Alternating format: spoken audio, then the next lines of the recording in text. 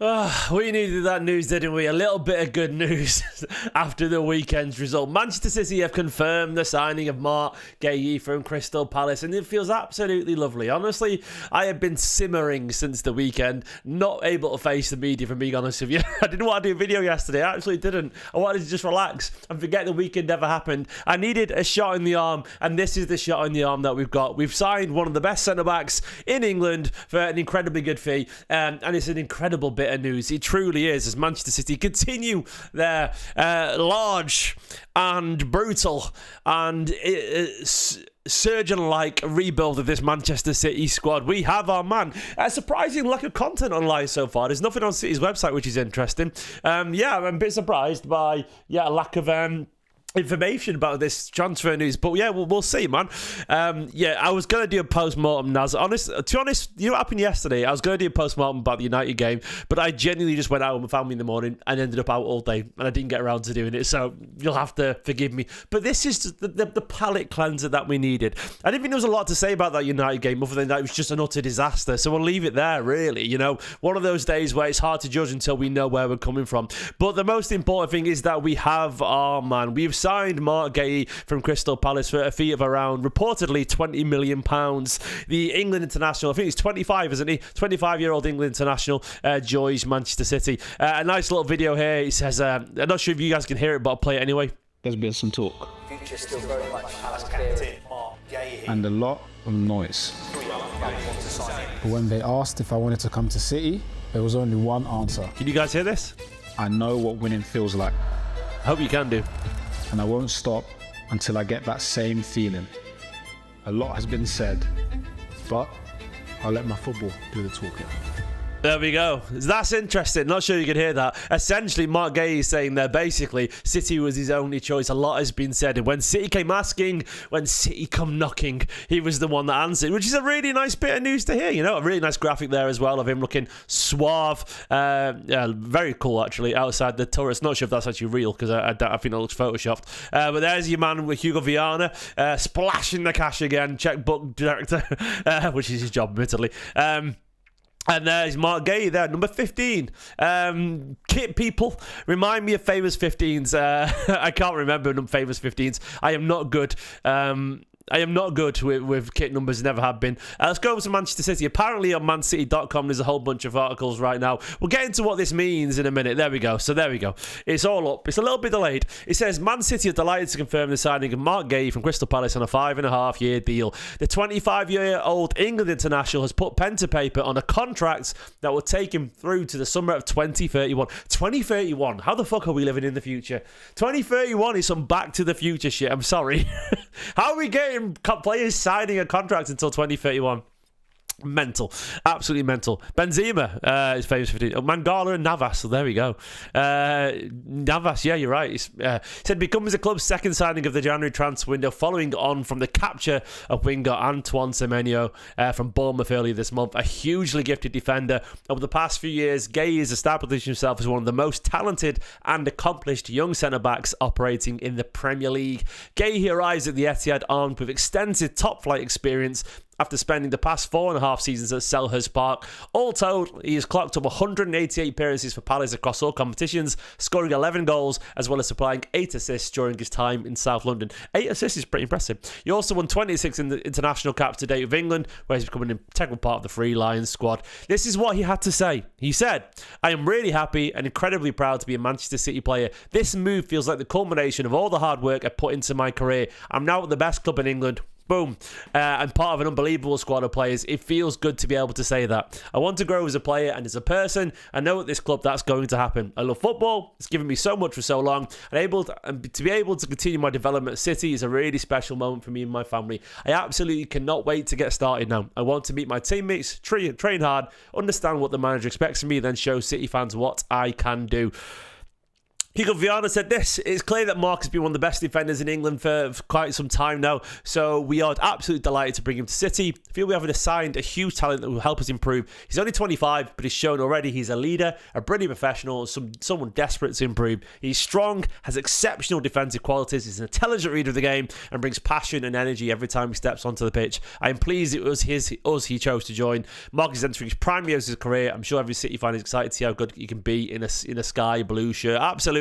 I'm buzzing about this. I think this is a fantastic signing of real quality, a statement. Semenyo and Guehi, these are the kind of players of a John Stones, of maybe Riyad Mahrez, I'm not sure, but John Stones, that Mahrez, that Kyle Walker. Do you remember when we were scooping up the best of the Premier League outside the Big Four? I said Kyle Walker there, full you won't know that Spurs were there. But do you know what I'm saying? Nathan Ake, it was a great signing, of course, in Bournemouth as well. These are that level signings where we're signing the best English talent and getting them in and improving them, hopefully. You need to be able to sign the best homegrown players sometimes. I'm a firm believer, and a lot of people get down and get mildly xenophobic about English talent. I understand that is a temptation online, but it's nonsense. But I'm a firm believer that if you are an English side, you have to have good English players. If you're a Spanish side, you have to have good Spanish players, and etc., etc. It's just important. It is important to the core. Only because, you need it for homegrown reasons, but also I think they understand the league. I think there's a general chemistry they have with their teammates. I think obviously the fact that they've trained here and developed here, it matters. That stuff that matters. And if you sign players of the quality of Semenyo, one of the best goal scorers in the league, if you sign people like Marc Guehi, one of the best young defenders in the league, a starter for England as well going into the World Cup, you absolutely boost the pedigree of your squad. And this is a player that we absolutely need right now, Yeah, and as Naz just said in the chat, Semenyo and Guehi are brilliant signings. Probably the best players you could have got in the positions. I'm not sure if they literally are, but they're very close to it, Naz. Pretty much every big club wanted them, which is true. I mean, the amount of big clubs lining up to sign these two players, Semenyo and Guehi, is a list as long as my arm, I've got reasonably long arms, not the shortest, not the longest, but it's a pretty long list. And I think that stuff, that matters, It's a psychological blow. And of course, we've got a long way to go to bed these players in. Of course, there will be bumps on this road as we carry on rebuilding, but these are key signings, and they're essential signings. Out wide we are still building for that. For the starters, Bob and Savinho were both incredibly cheap punts even. Savinho less than 30 million, Bob a free transfer, and other than that we've got Doku, Marmoush forward, but we needed wingers. So Semenyo is a senior winger coming in because we haven't replaced a whole bunch of wingers that have left over the years, and we've had a whole bunch ago. If you think about all our wide players, Grealish has gone, Sane, Sterling went years ago, Mahrez has gone, Cole Palmer, who we could play out wide, has gone, Gabriel Jesus, who often played out wide, has gone, Phil Foden is more central these days, so we lost an awful lot of players out wide, so we needed Semenyo, because Bob hasn't done it. Savinho was a bit of a cheap punt, and it's not happened. And you go back to Marc Guehi, you look at the players that have been moving on, Akanji's moved on now, Kyle Walker's moved on, he's a defender of course, but it's crucial to the discussion about our defensive rebuild. Ake and Stones are almost certainly set to move on as well, which leaves, of the current senior centre-backs, Kusanov, Ruben Diaz and Josko Vardiol, two of them are currently injured. So this was an essential signing. Manchester City were always going to sign a centre-back in the summer, and it looks like we've got our man now. So this is, an incredibly important signing, and I can't stress enough the value of this player, So I'll go over to the actual interview a little bit more. So he said, first and foremost, it's such an honour, such a big club to come and play for. For me, I've always just been obsessed with getting better and wanting to improve. That's something I'm constantly striving for.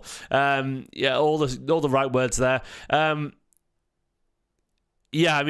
he understands what Guardiola's done. He said, what he's made of City's success, he said absolute domination, to be honest. It's been great to see where the club has come from, the continued growth which the club wants to go for and strive for, which is amazing. I'm someone who just wants to come in and help and do his part and see how far the club can continue to grow. His first captain Palace at 21, which is mad, of course, absolutely mad. Yeah, he was He was England captain for the under 17s World Cup win. He actually played alongside Phil Foden when Phil Foden won the World Cup for the under 17s, best player of the tournament in that competition. Marc Guehi was his captain, so he's always been a leader, and he obviously plays with a lot of freedom and natural sort of charisma and aura, which is important.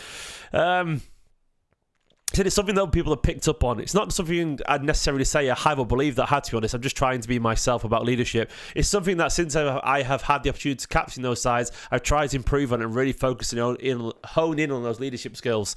I mean, he obviously naturally has it. His players, the thing is, it's obviously about his peers respecting him. And let's go to the actual, the gallery. I love a good gallery. Where's the gallery? There's always a gallery.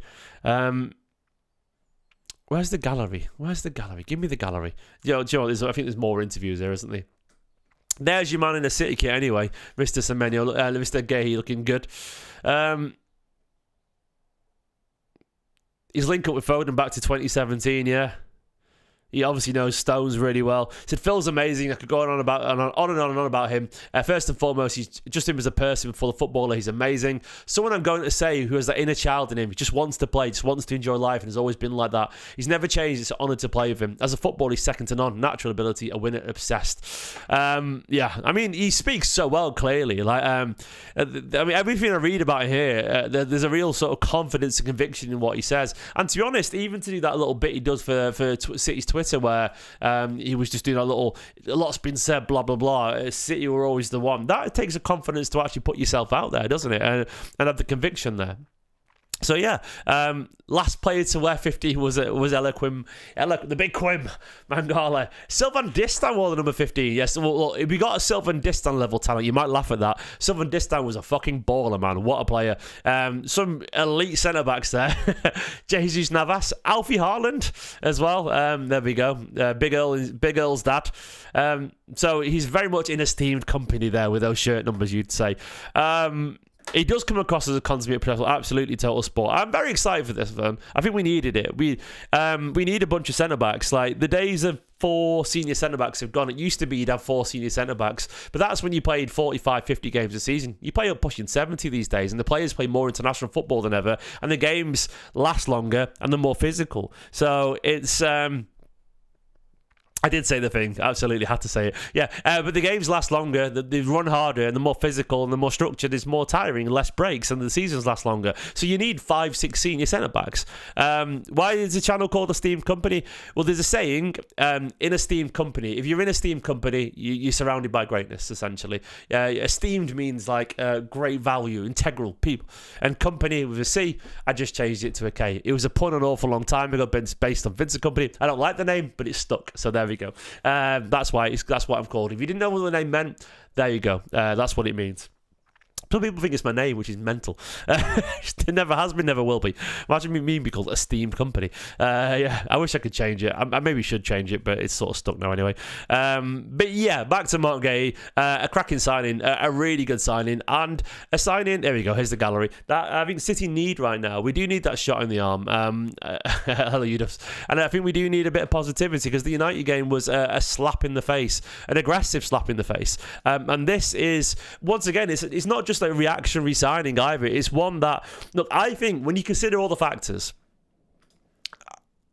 and I'll list them here, over 4 seasons in the Premier League, a captain for all of them as well, most of them for Palace. You know, homegrown as well. You can play any position in the back 3 or 4, which is really, really useful. You know, incredibly, it was pretty two-footed as well. Pretty good with his left foot. Very good on his right foot. We can most comfortable on the left-sided centre-back, which is great. Obviously, captain's Palace. He plays for England regularly. He's probably going to start for England at the World Cup. When you start to consider all those attributes, you know, he's shown that he can perform in big finals as well for Crystal Palace. Only 25 years old, and consider the fact that centre-backs get better as they get older as well. Give him the transfer fee of around 20 million, and I'm sure even the package in the end with that is apparently he's on a rumoured £300,000 a week, which is an absurd amount of money. That will be offset against the signing on fee that he won't get as a free agent. If he was a free agent, he would have got an absurd signing on fee from some club. So I guess City would have negotiated a deal where they've worked out, you know, the compensation to allow that. But when you consider all that, the value is still remarkable. Like a similar quality defender in England, you're looking at 70, 80 million pounds. I'm not even exaggerating that. You got Harry Maguire going for 85 million. You got people like, you know, Fofana was going for that at the time. Like John Stones went for 50 odd million years ago. Like Marc Guehi Guehi, at his very best, is a 70 to 80 million pound player. Absolutely. That is the value of players these days. Josko Vardiel, for example, 70 odd million. Marc Guehi, given the English tax, given the homegrown nature, given, Palace being good, and given all these other things, Marc Guehi is absolutely worth that level of value. I can't stress enough just how good a value this deal is for Manchester City Football Club. They've signed a 25-year-old player who understands this league perfectly, who's incredibly comfortable on the ball, who's positionally versatile, has natural leadership tendencies, is homegrown, is an England international, already knows his league and his teammates, is good technically, a good progressive passer, has good pace, he's a strong one-on-one defensively, really intelligent reading of the game, very imposing when he challenges for the ball. Even though he's not the tallest, he has this incredible ability to be close to his player and then unsettle them if you can't win a header. He's just very, very good, a cracking player, and one that will, potentially even improve on what we currently got. Like, it is really, really, really good. This is a very smart signing of a very smart player, and I can't wait to see how it develops in Manchester City. A real quality signing and a necessary one. Someone already saying paycheck Pep. I mean, don't forget, Pep Guardiola is the only manager in the world who's meant to just let John Stones and Nathan Ake play to 35 years old. There's £90 million of centre back there, by the way, that we signed John Stones a decade ago, and Nathan Ake in 2020, I want to say, so 5 seasons ago. So you've had 15 years of service there, by the way, for about £90 million of those two centre-backs. They've been worth every bloody penny. Literal treble winners. John Stones, in my opinion, one of the greatest ever centre-backs in English football history. Been here forever. City have got their money out of those players. And once again, we got our money out of Laporte. We got our money out of Ruben Diaz. We're getting our money out of Josko Vardiol. But apparently, we're not allowed to replace John Stones and Nathan Ake. We've just got to carry on playing them, even though they're in the 30s and incredibly injury prone and about to leave the club. Manchester City are the only side in the world that apparently can't sign players. We have to keep playing these players, and apparently we don't sign anyone else. I know we've signed Vitor Reis, and I know we've signed Kusanov, but guess what? We need them too. Kusanov's part of the squad. Vardiol, Diaz, Kusanov, Vitor Reis, 30 million out on loan. How is that any different to Arsenal signing Saliba for 30 million and putting him out on loan? That was okay when they did it, apparently, but when Manchester City do it, apparently it's an issue. No, I'm bored of it. It's absolute nonsense. The fact of the matter is, these people, they spew their shits, they vomit it up all over the internet, and they have no semblance of reality, or no, they have no idea of the actual facts. They presume City have just shipped off a load of players that have failed. No, these players have won multiple players, earned their money, been worth their money, and been cracking signings. And Marc Guehi is the natural progression. And it's almost like if you sell players at a good value, which City do because of their incredible academy, and it's almost like if you win loads of trophies and get massive sponsorships because you're one of the most visible teams in the world, you can afford to replace them, especially when you get a deal as good as this. And it's almost like if you replace a De Bruyne, £50-odd million player that we signed in 2015, but also probably worth £200 million at his peak, as the greatest player ever in the Premier League football, arguably. And you replace him with Shirky for 35 million quid, and you get Donnarumma for 25 million quid, and you get, I'm trying to think who else, Marc Guehi now for £20 million. You're getting all these players in. This is incredibly good value. Most of the players who are replacing them, they're actually worth less than the ones that we're replacing. This is the thing. Everyone's going on about how much City have spent when actually the deal and the value is actually really, really good. So I'm sick of it. It's incredibly ignorant arguments put forward. City have spent money, damn right. But guess what? They bloody win. So what? If you're going to spend £1 billion, Arteta, you've got to have more to show for it than an FA Cup several years ago. You might get your Premier League this year, but guess what? In roughly the same time, Guardiola's spent a similar amount of money and won several Premier Leagues and a whole bunch of other trophies. That's what you get. And you get every right to spend it if you're going to win it. Guess what? The teams that win a lot get an awful lot of money. And everyone goes on about, how City's sponsorships and all that have inflated. I'm sorry, but sponsorship's all about visibility. If you're winning trebles and 4 leagues in a row, your games have been shown all over the world. You're in FA Cup finals, you're in Champions League finals, Champions League semi-finals consistently, you're in the FIFA Club World Cup. Your brand is visible to the entire world. Big brands like Sony and Asahi and Etihad. Etihad, of course, has got the link, but it's worth every penny for them. OKX on the sleeves. All these partnerships, it's worth it for them. Because it is. because they're getting their money's worth. So, like, you can talk about all you want about sponsorships and City, but the fact of the matter is, City are a massive club who are consistently one of the best clubs in the world and consistently in the latter stage of these big competitions and winning stuff. Big brands want to be associated with it, so they have money, and that's a fact of the matter. And competition, prize money, City have money, and they sell well as well. So this is why City can afford people like Marc Guehi. So yeah, end of the rant. I think it's nonsense. Asian man, anyway, looking very happy to join Manchester City. Yeah, I mean, the visibility of Man City is ridiculous, and sponsorship's all about that. I mean, it's mad. People think that no one cares about City, but it's just bullshit, mate. Unfortunately, you go to America and you see 80,000 people turning up to watch Manchester City in a glorified pre-season friendly. That is the reality. That is the reality of where we're at these days. There he is anyway. I think Guehi immediately slots into this Manchester City side. I think he comes in alongside Ruben Diaz when he returns. Kusanov for now. And I think as good as Max Alane has been, Marc Guehi is a senior player of immense quality. He was going to improve the depth of this squad. He was going to make a real stake for challenging Oscar Vardiol, for challenging Ruben Diaz long term, alongside Kusanov potentially, or alongside Vardiol or whoever. But those four centre-backs have real quality. And then you get, Vitor Reis or Max Alane challenging as the fifth or the sixth or whatever. So this is the thing. 300k a week is an awful lot of money, absolutely, but we're offsetting the signing on fee that he won't get as a free agent. And I think ultimately, anyway, if he becomes one of the best centre backs in the league, which has every potential to be, it's pretty much the going rate for a top player these days. It did make me kind of sort of go, woof, that's a lot of money. But I don't think this is this is unserious. I think it's very normal in the modern era, and I think this is a cracking signing for City. A player who's going to improve the quality of the squad, improve the mentality of the squad, and then. Yeah, it's brilliant. City have paid a couple of £1 million more than Palace paid for him in the first place. How good's that, man? Yeah, here he is, by the way. Here's your man here, looking ready for action. Look at him. He looks ready to go, doesn't he? And he's going to come in and he's going to start at the weekend and he's going to be absolutely excellent. Shame he can't play tomorrow, isn't it? Against Bodo Glimt, but I'm sure he doesn't fancy the trip right now anyway. So we'll see how this goes. I mean, unfortunately, I don't think he'll be playing much alongside Mr. Stones there, Marc Guehi, unfortunately. Marc Guehi said it'd be an amazing honour and achievement step out in front of City fans in Champions League games. Well, I'm sure we'll see you soon, mate. We'll see you soon. I'm looking forward to it. But yeah, Semenyo and Marc Guehi, just cracking news. I think they're genuinely elite level signings. They're going to contribute loads, and I can't wait to see how it goes, man. I think this is a brilliant bit of news, and I think it's a fantastic replacement. And when you consider that we spent 55 million or whatever it was on John Stones, about 40 million Nathan Ake. If you consider Oscar Vardiol a long-term Ake replacement, which I think is a decent, I would say Vardiol was just a Laporte replacement, wasn't he? And that was 10 million thingy. Who is Ake? Who's he the replacement for? John Stones, arguably. Marc Guehi. He's 30 million less than John Stones 10 years later. I mean, look at that quality. So there we go. I think that's a pretty good deal, don't you? I think City are utterly blessed right now, with the quality of the transfers that we're getting in. And I'm starting to feel very, very comfortable about the quality of our squad. I know right now we're all a